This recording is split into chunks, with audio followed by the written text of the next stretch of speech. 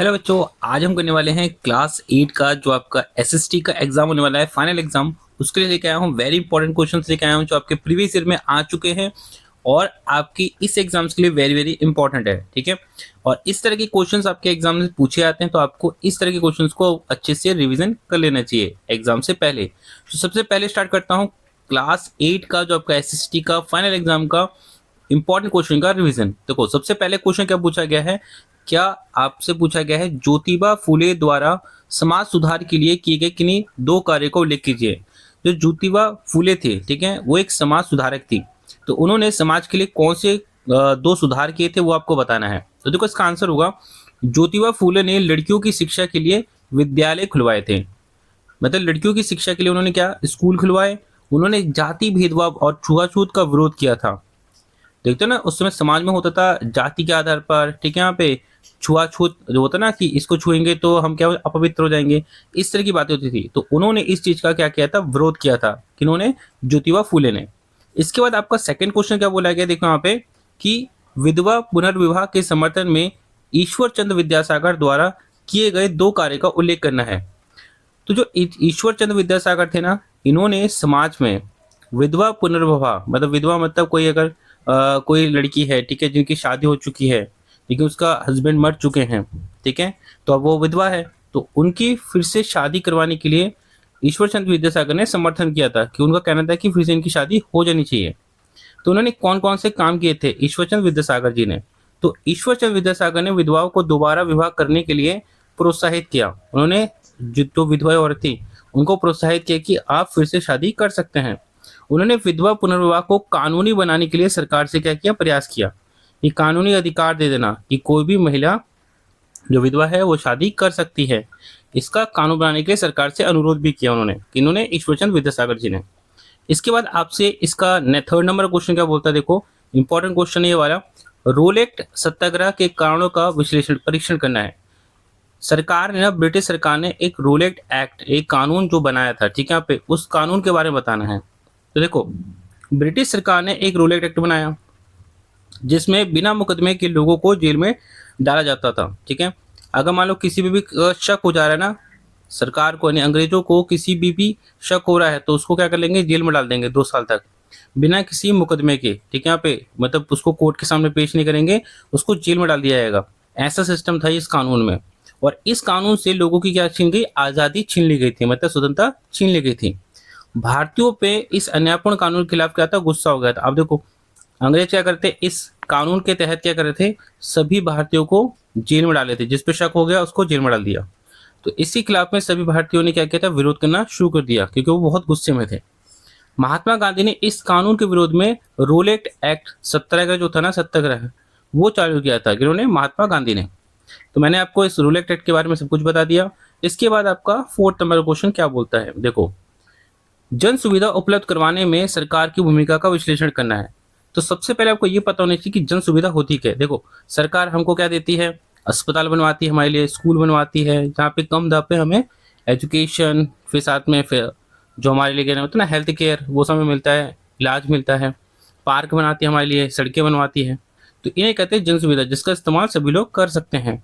तो सरकार की इसमें भूमिका क्या होती है जन सुविधा उपलब्ध कराने में? देखो, तो इसका आंसर होगा, देखो यहाँ लिखा है कि सरकार जो है जन सुविधा में हमें पानी दे सकती है, बिजली, सड़कें, शिक्षा, स्वास्थ्य, ऐसी बुनियादी कौन देगा, सरकार देगी। तो सरकार की भूमिका ये है कि हमको ये उपलब्ध करवाए। ठीक है, और सरकार बहुत से ऐसी योजना या कानून बनाए जिससे लोगों तक ये सब पहुंच सके, आसानी से पहुंच सके। तो सरकार की ये सब भूमिका है जन सुविधा में।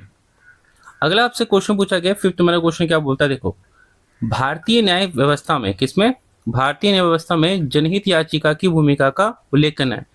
जनहित याचिका होती क्या है? देखो, जनहित याचिका मतलब समझते हो क्या होता है? मान लो कोई गरीब व्यक्ति है, ठीक है, उसको किसी चीज से समस्या है, मतलब इसका मान लो कि ऐसे कोई समस्या है जिसका सब पे असर पड़ेगा, तो कोई भी एक व्यक्ति जो है ना, सबकी तरफ से न्यायालय में क्या कर सकता है, अपील कर सकता है कि इस समस्या को सुलझाया जाए। ठीक है, तो इसे कहते हैं जनहित याचिका। और जनहित याचिका क्या होती है, किसके लिए? देखो, जनहित याचिका आम लोग जो समाज में है उनकी समस्या को अदालत में ले जाने के लिए बनाई गई है। ठीक है, यहाँ पे इसमें क्या होता है, जो गरीब लोग हैं, कमजोर लोग हैं, जो अदालत तक जा नहीं सकते, ठीक है, गरीब है, तो उनकी समस्याओं को भी अदालत तक ले जाया जा सके, इसलिए जनहित याचिका बनाई गई है। मतलब कोई जो है आपकी तरफ से, जो गरीबों की तरफ से क्या कर सकता है, अपील कर सकता है, ठीक है। तो ये होगी जनहित याचिका की भूमिका। अगला है आपका दीवानी मुकदमों के 2 उदाहरण देने हैं। दीवानी मुकदमे कौन कौन से होते हैं, देखो, तो जो जमीन से या मकान से जुड़े, जो मालिका हक से जुड़े जो विवाद होते हैं ना, झगड़े होते हैं, वो आपका दीवानी मुकदमे होते हैं, ठीक है। या पैसे से रिलेटेड कोई कोई हो गया, जैसे किसी को आपने कर्ज दिया, उसने वापस नहीं किया, तो ऐसे मामले जब अदालत में जाते हैं तो ये होते हैं दीवानी मुकदमे, ठीक है। अब आते हैं 7 नंबर के क्वेश्चन में। 7 नंबर क्वेश्चन क्या बोलता है, भारतीय संसदीय शासन पद्धति का विश्लेषण करना है।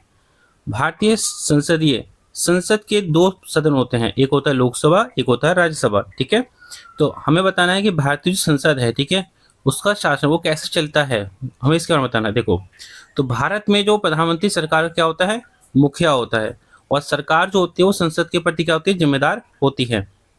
मतलब संसद में जो मंत्री है ना, सांसद है, वो प्रधानमंत्री से सवाल पूछ सकते हैं, सरकार से सवाल पूछ सकते हैं, तो संसद की ये इंपॉर्टेंस होती है। फिर जो मंत्री संसद के क्या होते हैं, सदस्य होते हैं, इसे सरकार संसद के साथ मिलकर काम करती है। जितने भी सांसद होते हैं, मंत्री होते हैं ना, वो कहाँ पे होते हैं, वो संसद के क्या होते हैं, सदस्य होते हैं। तो उनको क्या नाम है, संसद के साथ मिलकर ही जितने भी सब मंत्री है ना, मिलकर क्या करना पड़ता है, काम करना पड़ता है। तो ये संसदीय पद्धति की विशेषता है। अगला आपसे क्वेश्चन पूछा गया 8वां नंबर क्वेश्चन, भारतीय संघवाद का विश्लेषण करने। देखो, भारतीय संघवाद, देखो संघवाद का मतलब होता है भारत में जो पावर है ना, शक्ति, उसको बांट दिया गया है। केंद्र सरकार और राज्य सरकार के बीच में क्या कर दिया है, बांट दिया गया है, ठीक है। किसने बांटा है, संविधान ने बांट के दिया है। तो इसी को भारतीय संघवाद कहते हैं, ठीक है। यहाँ पे इसके अलावा देखो और क्या है इसमें, कि जो केंद्र है और राज्य है, उनके अपने अपने अधिकार है और उनके काम भी क्या है, तय है। दोनों का अपना अपना काम होता है, वो अपने अपने काम दोनों अपने अपने क्षेत्र में करेंगे। दोनों सरकारें संविधान के अनुसार क्या करती है, काम करती है। भारतीय संघवाद में क्या है, दोनों सरकार, जैसे केंद्र सरकार और राज्य सरकार, अपने अपने जो उनका काम बताया गया है संविधान में, उसके वही वैसे ही काम करती है। और अगर मान लो इन दोनों के बीच में कोई झगड़ा हो जाता है तो कहाँ जाएंगे, न्यायपालिका जो है केंद्र सरकार और राज्य सरकार के बीच में जो झगड़े होते हैं उनको सुलझाने का काम भी करती है। इसके बाद आपका 9 नंबर का क्वेश्चन, ठीक है। यहाँ पे तो भारत में कृषि को प्रभावित करने वाले कारक की व्याख्या करनी है। तो भारत में जो कृषि है उससे कौन से ऐसे कारक है जो प्रभावित करते हैं, तो देखो पहला है वर्षा और मौसम खेती को बहुत ज़्यादा प्रभावित करते हैं। जो वर्षा होती है ना, बारिश होती है, अगर बारिश हुई, अच्छी हुई, तो खेती बाड़ी होगी। अगर बारिश अच्छी नहीं हुई तो फसलों को पानी नहीं मिलेगा तो खेती बाड़ी अच्छी नहीं होगी। तो इस प्रकार से प्रभावित करती है। फिर दूसरा, अच्छी मिट्टी, अगर अच्छी मिट्टी ना हो तो खेती बाड़ी अच्छी होगी। तो मिट्टी का अच्छा होना भी क्या होता है, अच्छा होना और ना होना भी क्या करता है, प्रभावित करता है। फिर सिंचाई और नए औजार में मदद, अगर पानी, सिंचाई मतलब होता है अगर जो होता है ना, देखते हो नहरों से या हम ट्यूबवेल से पानी डालते हैं, अगर वो ऐसी सुविधा ना हो या अच्छे औजार ना हो, ठीक है, तो आप खेती बाड़ी नहीं कर पाओगे। फिर सरकार की योजनाएं, सरकार क्या करती है, किसानों की मदद करती है, कम दाम पे, कम ब्याज पे पैसा उपलब्ध करवाती है ताकि वो खेती बाड़ी कर सके, या सब्सिडी देती है, ठीक है। यहाँ पे अगर ऐसे सरकार ना दे तो खेती बाड़ी प्रभावित होगी। इसके बाद आपका पूछा गया है स्थानांतरित कृषि की विशेषता बतानी। कौन सी बतानी, स्थानांतरित कृषि की विशेषता। स्थानांतरित कृषि होता है, क्या होता है, देखो जंगल का एक जो भाग होता है ना, उसे काट लेते हैं, काट के वहाँ पे उसे साफ करके फिर वहाँ पे खेती बाड़ी करते हैं, ठीक है। यहाँ पे और जैसे ही उसकी उस जमीन की उर्वरता क्या हो जाती है, कम हो जाती है, तो किसान उस जमीन को छोड़ के दूसरी जगह जाते हैं जंगल के, वहाँ पे उसको काट के वहाँ पे खेती बाड़ी करते हैं। और ये पिछला जो जगह था ना, उसको छोड़ देते हैं ताकि वो वहाँ पे फिर से जंगल उग सके। और वो लोग साधारण औजारों का प्रयोग करते हैं, मतलब आम जैसे फावड़ा हो गया, हल हो गया, इनका इस्तेमाल करते हैं खेती बाड़ी करने के लिए। और ये कहाँ पे की जाती है, जहाँ पे जनसंख्या कम होती है, लोगों की संख्या कम होती है, वहाँ पे ऐसी खेती बाड़ी करते हैं। तो दोस्तों मैंने आपको ना 10 क्वेश्चन इंपॉर्टेंट क्वेश्चन करवाए, ठीक है। यहाँ पे इसी प्रकार से आपको मैं और भी इंपॉर्टेंट क्वेश्चन कराऊंगा आपके फाइनल एग्जाम के लिए। तो आप चैनल को सब्सक्राइब कर सकते हैं। अगर आपको कोई डाउट है कमेंट में पूछ सकते हैं। आपको हर एक सब्जेक्ट की मैं फाइनल एग्जाम की तैयारी कराऊंगा। और अभी के लिए थैंक्स फॉर वॉचिंग।